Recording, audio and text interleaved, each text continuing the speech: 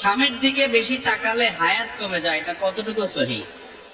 লা হাওলা ওয়ালা কুওয়াতা ইল্লা বিল্লাহিল আলিয়্যিল আযীম।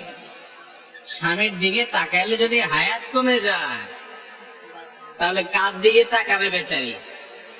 এটা কোনো কথা হইলো? হ্যাঁ, উল্টা না হওয়া দরকার ছিল, যে স্বামীর দিকে তাকালে হায়াত বাড়ে, এটা না হওয়া দরকার ছিল। যদিও এই দুইটার কোনোটাই হাদিসে বলা হয় নাই।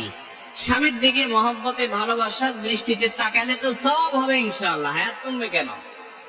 একেবারেই ভুয়া ভিত্তিহীন কথা। কোত্থেকে সমস্ত আজগবি মাসালা আমাদের দেশে গ্রামাঞ্চলে এখনো প্রচলিত আছে, এখনো মানুষ সচেতন হয়নি।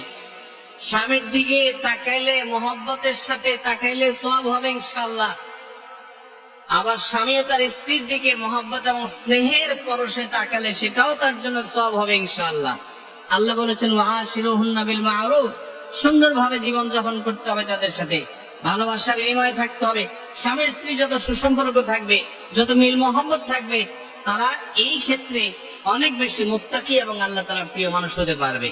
আর স্বামী স্ত্রী সারাদিন ঝগড়া লাগে, কথায় কথা শুধু তালাকের কথা বলে, বই বাপের বাড়ি চলে যাওয়া ধমক দেয়, স্বামী তালাকের ধমক দেয়, দুইটাই অমানুষ এবং ছোট লোক। যারা ভুল ত্রুটি হবেই, একসাথে থাকতে গেলে স্বামী স্ত্রী অনেক উল্টা পাল্টা হবে, তারপরেও যদি মিলেমিশে থাকে, স্বামীর একটা দোষ দেখছি, আমার স্বামীর অনেক গুণ আছে মাশাআল্লাহ, যেগুলো অন্যের মধ্যে নাই। স্ত্রীর একটা দোষ দেখছি, মনে করতে আমার স্ত্রীর একটা দোষ পাইছি, বহু গুণ আছে আল্লাহর রহমতে, ক্ষমার মানসিকতা থাকবে ইনশাআল্লাহ।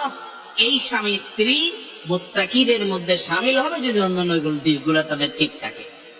এই জন্য আমাদের স্বামী স্ত্রী এক অন্যের দিকে দেখলে, আশ্চর্য কথা, স্বামী যদি স্ত্রী যদি স্বামীর দিকে তাকালে হায়াত কমে যাবে, কোন দিকে তাকা থাকবে? এটা কোনো কথা? যার সাথে বসবাস উঠা বসা সারাদিন, সে বুঝে নিচের দিকে তাকায় থাকবে। আল্লাহ তো আমাদেরকে মাফ করে সমস্ত কুসংস্কার।